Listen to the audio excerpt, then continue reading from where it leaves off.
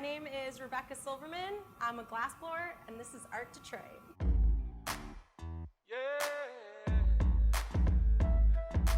I'm home, you're home in Detroit City. There's no place like home. Just tell me what you need. It's alright here in Detroit. Don't matter what it is, it's alright here. Oh.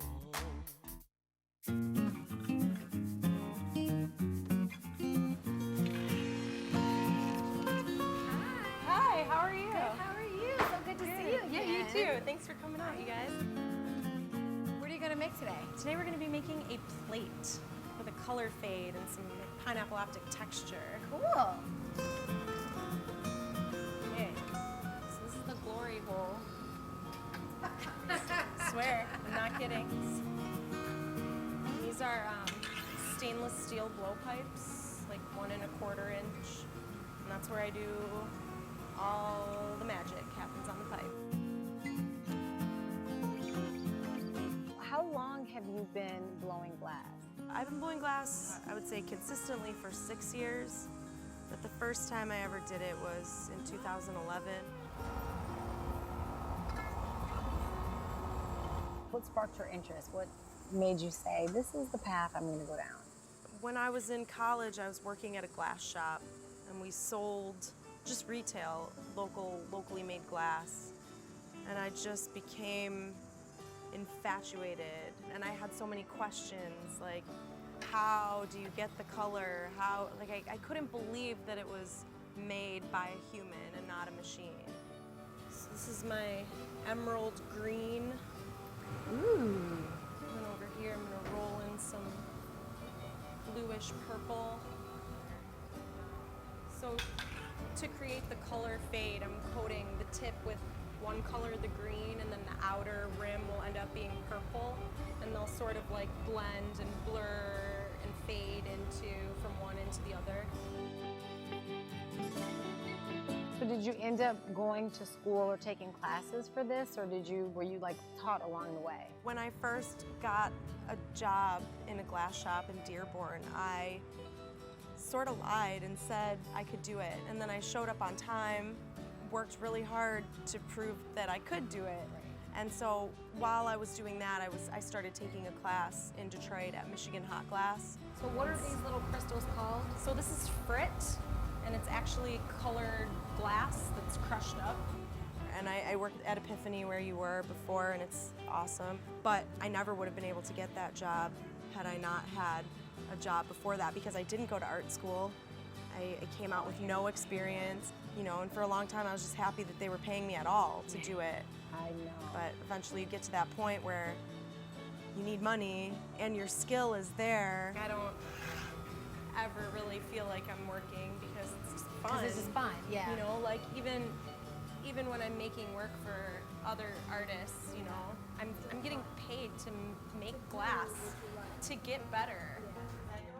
The little picture? Yeah. Yeah. Pretty much if it's glass, I made it,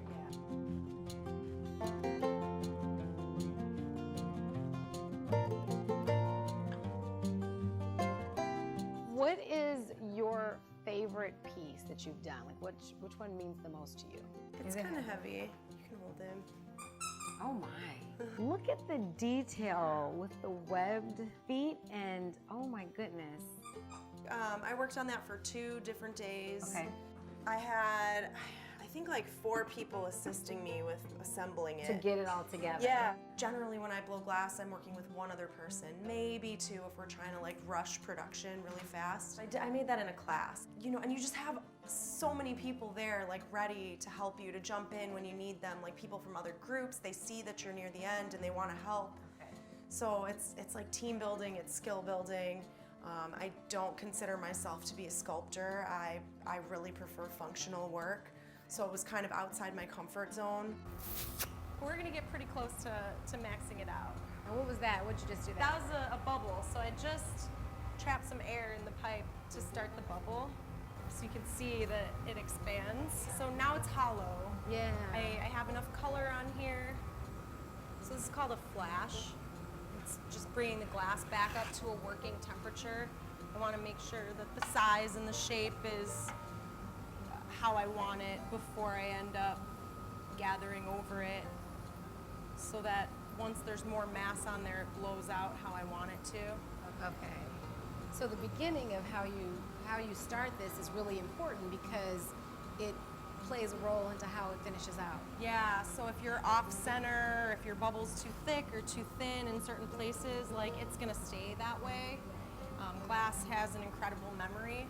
So, you know, if I have a really thin spot now, it's only gonna get worse. And this bowl too, I assume? Yeah. Gosh, Becca. That was a lot of work in that. You load up color, you lay it out, and then you gather clear over it. So you end up with like a big cylinder, and then you stretch it out really long all the way across the room. And you have what's called cane, and then you can cut it into whatever length you need. So the first one was like, I don't know, 3 or 4 layers, like overlay color over color over color. Thick, yeah. It's thick, yeah. So like the outer ring was the cane roll up, so I would slice the cane into maybe 6 or 8 inches, line them up on a table, heat them up, kind of squish them together, and then roll them up onto the outside of another layering of colors. Yeah. So it would have been like a green core, small, with the amber layered over it, Wow. with the aqua layered over that, followed by the rolling up of this layer, the cane from yesterday, and then black layered over all of that. I should show you You should. those pieces. So here, I don't have any more of the yellow cane. It's all been sliced. But you can imagine it was longer when I did the Oh, roll yeah. up. So that's like the yellow that you were seeing in that bowl, Okay. the small ones. And then this is the large Marini. Oh yeah, I recognize that pattern. And I can go in for my second gather.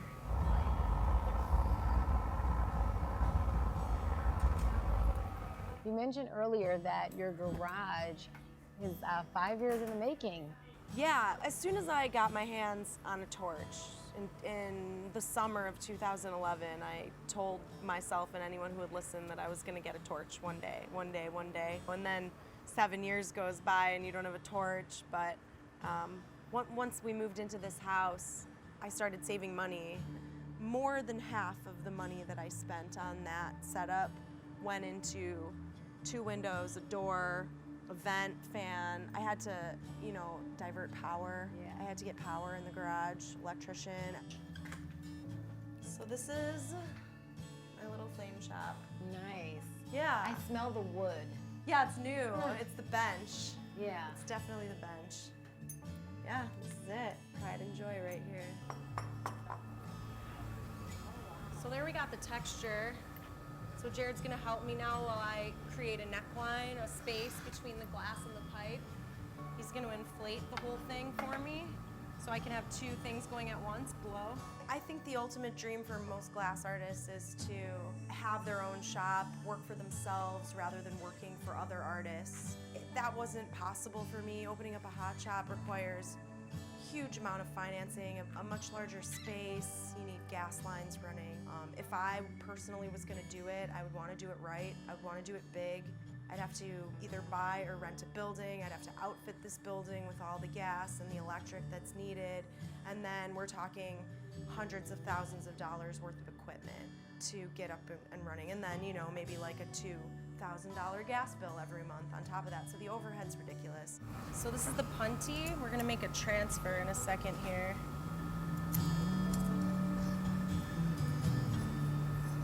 So I wanna make sure that I'm right on center. Ready?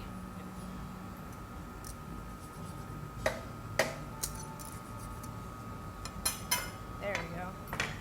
So why did you need to transfer poles? To expose the opening. Okay. So now there's a hole on the top, so I can get my tools in there. Yeah.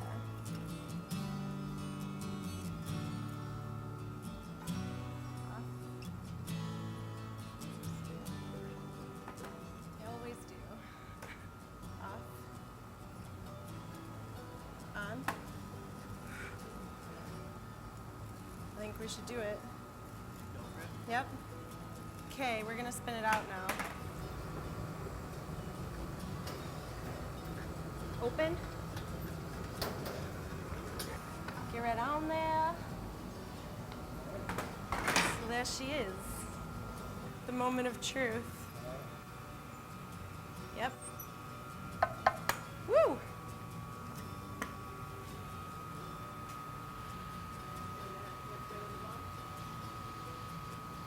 on. All right. There you go. And then which plates? Oh, these did are we the do? 2 plates that Like, I made this for you is guys. not even the color that I would have thought it would have come to, just because the It's glass so beads were dark. so tiny Yeah. that it was hard to see, but it's so vibrant. Yeah. This is so beautiful. Thanks. Here, this is Oh. a pretty Yeah, so this is a installation. lamp. What? I think it's 9 different shades of blue, and I just kept making them in different colors until I had enough that were the right size. Yeah. You know, there's always extras every project. So let's say I want to make a gift, a wedding gift. But you know, one friend wanted a set of cups, like rocks glasses. So for me, success would be making all 6 cups that are a good set in one sitting. That would be awesome. If I made 10 cups and I had the perfect set of 6 to give for the gift and it was one sitting, I would feel very successful. That's really my end goal, other than having my own hot shop eventually, maybe, who knows, is just to get better. Like, I sort of see it, it's like a game, you know, like, how sweet can I make this cup? You know, can I make 6 that are exactly the same? How many do I have to make to get a set of 6 that are great set?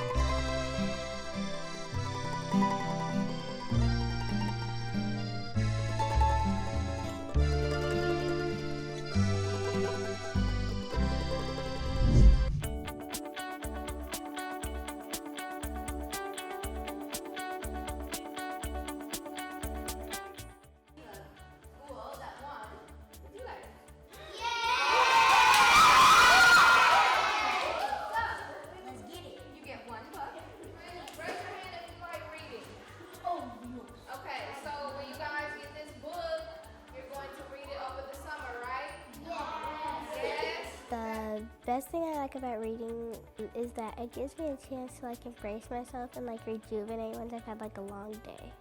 I have like a bunch of books, like thousands and stuff, but I make a goal every month to at least read 5 chapter books. This year, this will be my 5th, well this month, and I just like reading because it like satisfies me. Reading, in a way, it can make you a lot smarter. You can learn a lot from reading, and you should do it a lot. Oh, I'm gonna do My Buddy Book Club. My brother did it, and he would always come home and like just talk about it a lot. And like I told my mom how much I want to do it, so she signed me up. And like I like how the teacher, Miss Nina, just gives kids a chance to like embrace themselves and like be themselves, and then you also get a lot of knowledge reading. My Book Buddy is an online children's bookstore. When you buy a book, we give a book to a Detroit school student. I found out that the Detroit public schools were going to have this new law impact them heavily.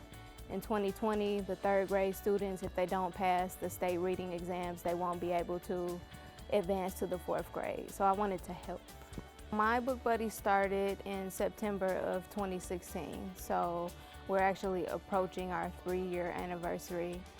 and we've done 3 major book fairs for Detroit Public Schools. I actually come from a family of Detroit public school teachers, and I wanted to be a teacher, so I ended up becoming an engineer.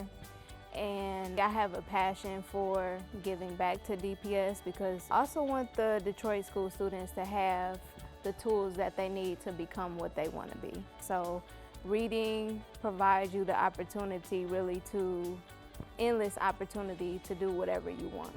The most impactful moments with my book buddy for me are the classroom visits. Once the students receive a book from us, they're grateful, they're happy, they're excited, so that makes me feel good. And that's really why we're doing what we're doing. Make them happy, make reading exciting so that they become better readers. So it's pretty simple.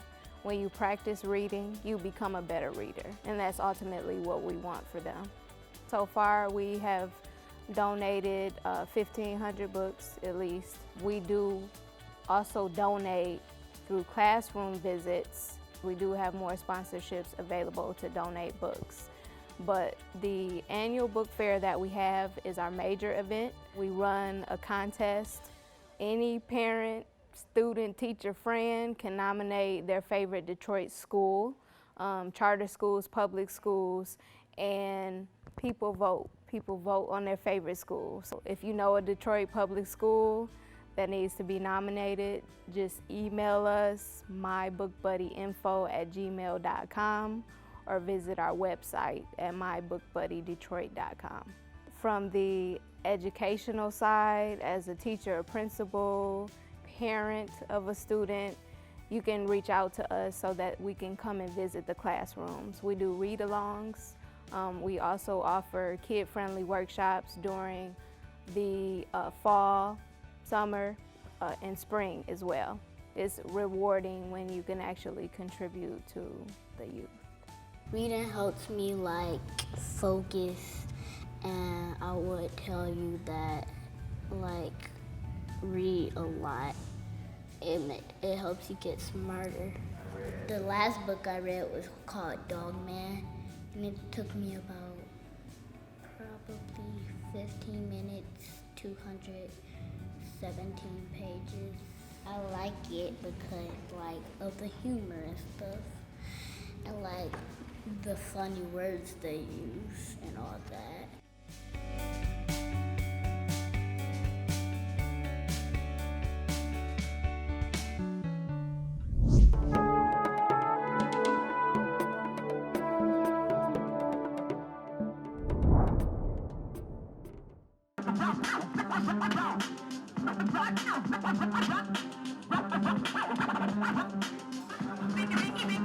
And there it go, 313 Day, special design by Nick Speed, big fan. Congratulations on the new stove, baby. Let's get it. And so They put the cut on there too. That's dope.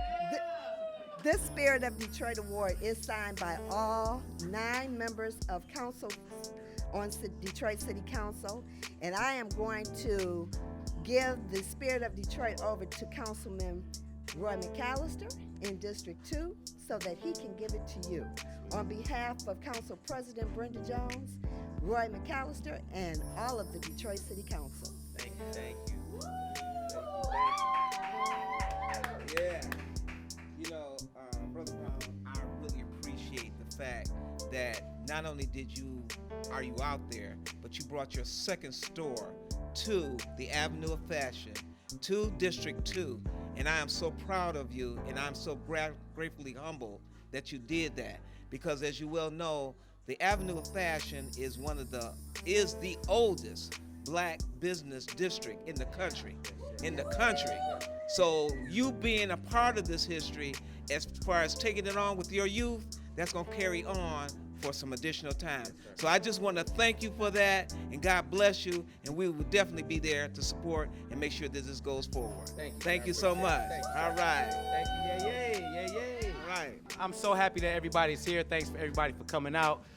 It's an extreme blessing to be awarded the Spirit of Detroit Award for the 313 store. I'm super stoked to be on the Avenue of Fashion. It means a lot to me. This is a dream fulfilled, and I look forward to helping brands grow here and building a doper Detroit right here on the Avenue of Fashion. Yes. All right.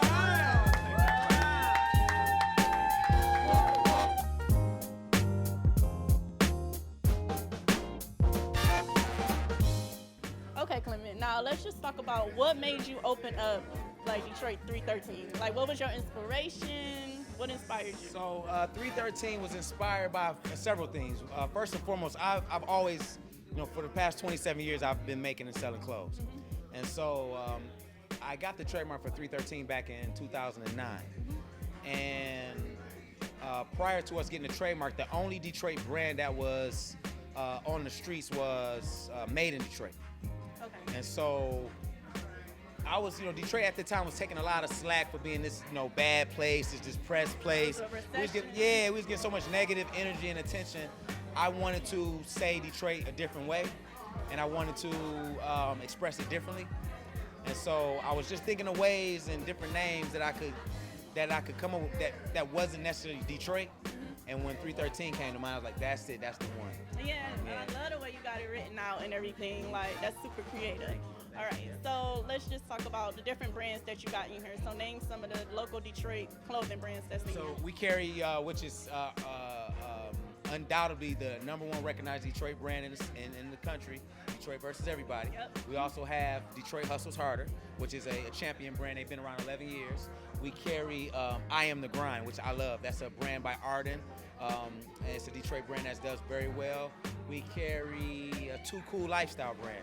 They do some dope items. We carry the Profit brand. We have Fresher brand, Melody Fresher with AYV.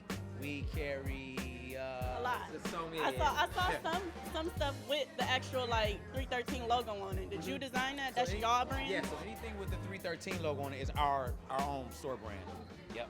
That's so dope. we carry our brand as well, obviously. I thought you was gonna mention that first, but Well, I try to, I'm asked this question all the time, and I try to list the brands in order of their popularity. DVE, like I say, they're undoubtedly one of the most popular Detroit brands. So that's why I kind of mentioned them first. Detroit Hustle Harder has been around the longest. And they're a champion brand. So that's why I kind of mentioned them. And we're coming along. Okay, so this is your second location. Mm-hmm. Do you want to open up a third? Yeah, I do actually. I want to open up the as many as possible. To be honest, it always have to make sense though. You don't want to open them just to say you open them. Mm-hmm. You want to do places in areas that make sense. And I'm sorry, I just got distracted by the baby shoe. And so, yeah, you definitely want to make sure you open stores in places that make sense. I'm interested in going to other cities that have heavy influx of Detroiters. And we've been tapped by several cities to bring our business there as well. Oh, that's dope. That's dope. Yeah. That's dope. Super dope.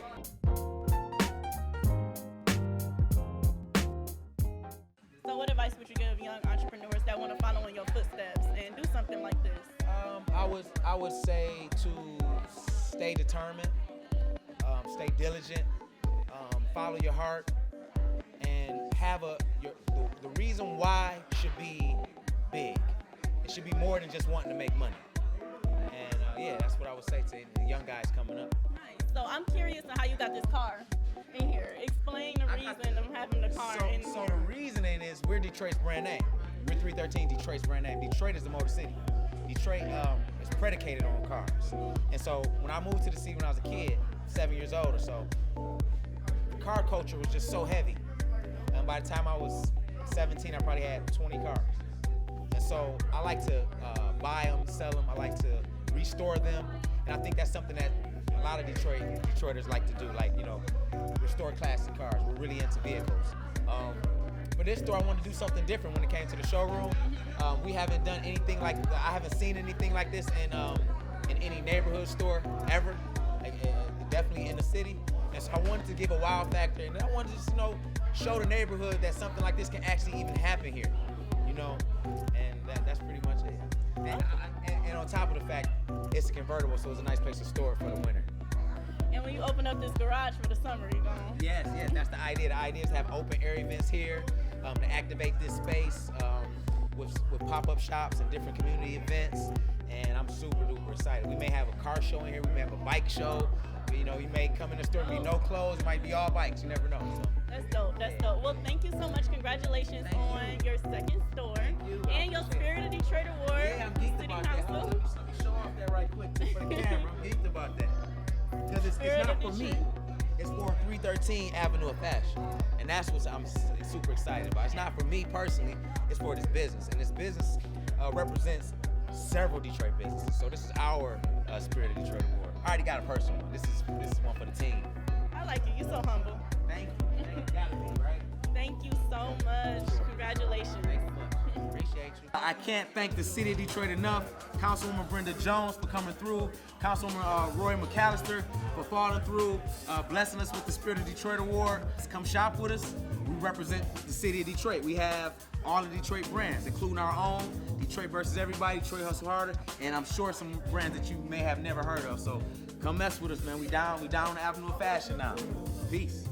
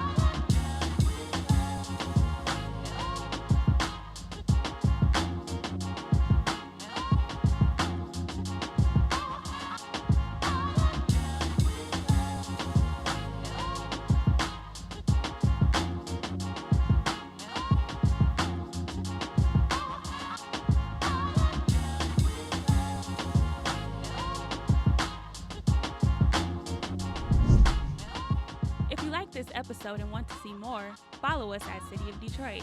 Check out more stories from the neighborhoods at Stories from DET and tap into featured events in the city on Instagram and YouTube at Burst Detroit.